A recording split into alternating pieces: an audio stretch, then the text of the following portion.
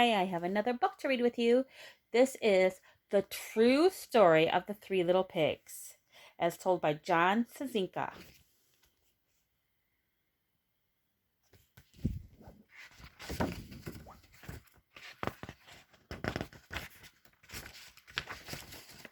Everybody knows the story of the Three Little Pigs, or at least they think they do. But I'll let you in on a little secret. Nobody knows the real story because nobody has ever heard my side of the story.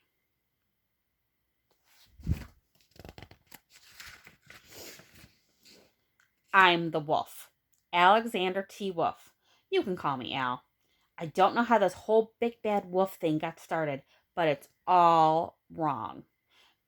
Maybe it's because of our diet. Hey, it's not my fault that wolves eat cute little animals like bunnies and sheep and pigs. That's just the way we are. If cheeseburgers were cute, folks would probably think you were big and bad too.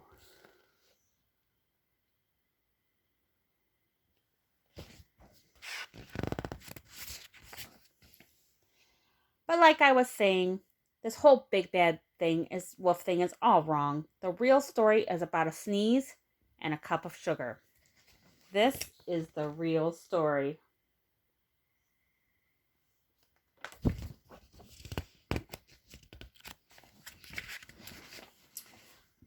Way back once upon a time, I was making a birthday cake for dear old Granny.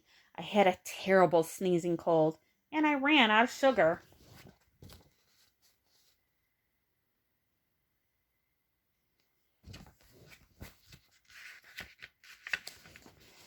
So I walked down the street to ask my neighbor for a cup of sugar.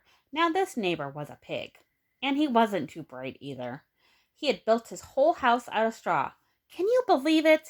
I mean, who in his right mind will build a house out of straw?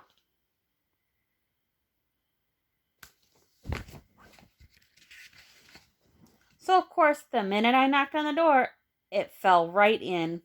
I didn't want to just walk into somebody else's house, so I called, little pig, are you in? No answer. I was just about to go home without my cup of sugar for my dear old Granny's birthday cake. That's when my nose started to itch. I felt a sneeze coming on. Well, I huffed and I snuffed.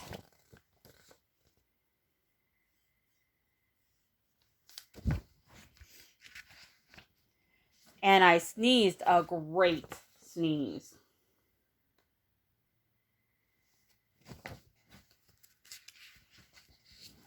And you know what?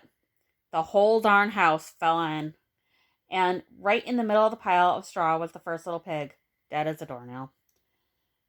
He had been at home at the whole time. It seemed a shame to leave a perfectly good ham dinner lying there in the straw, so I ate him up. I think of it as a big cheeseburger just lying there.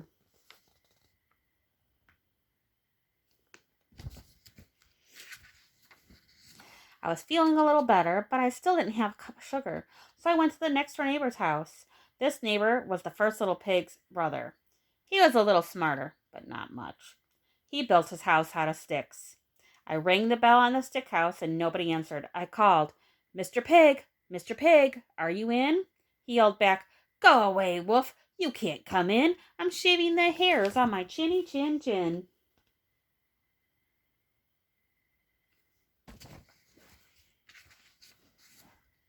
I had just grabbed the doorknob when I felt another sneeze coming on. I huffed and I snuffed and I tried to cover my mouth, but I sneezed a great sneeze. And you're not going to believe it, but this guy's house fell down just like his brother's. When the dust cleared, there was the second little pig, dead as a doornail. Wolf's honor.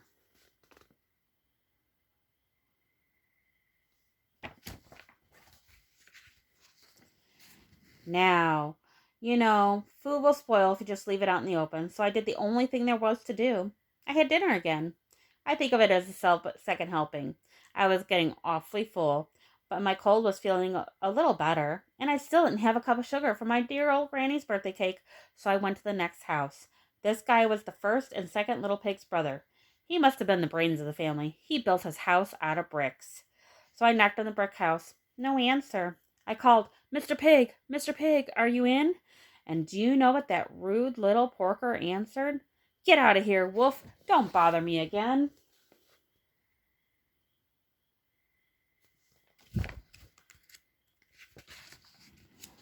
Talk about impolite. He probably had a whole sack full of sugar, and he wouldn't give me even one little cup. My dear sweet old granny's birthday cake. What a pig. I was just about to go home and maybe make a nice birthday card instead of a cake when I felt my cold coming on. I huffed, and I snuffed, and I sneezed once again, and the third little pig yelled, "You and your old granny can go sit on a pin."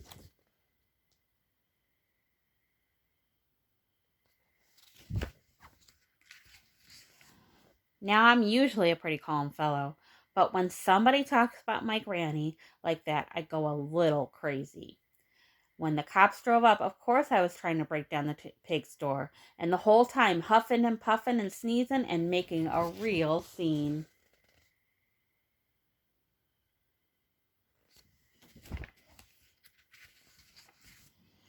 The rest, as they say, is history. The news reporters found out about the pigs I had for dinner, and they figured a sick guy going to borrow a cup of sugar didn't sound very exciting. So they jazzed up the story with all the huff and puff and blow your house down, and they made me the big bad wolf. That's it. That's the real story. I was framed.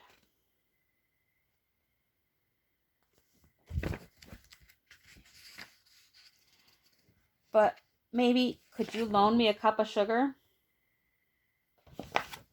Bye.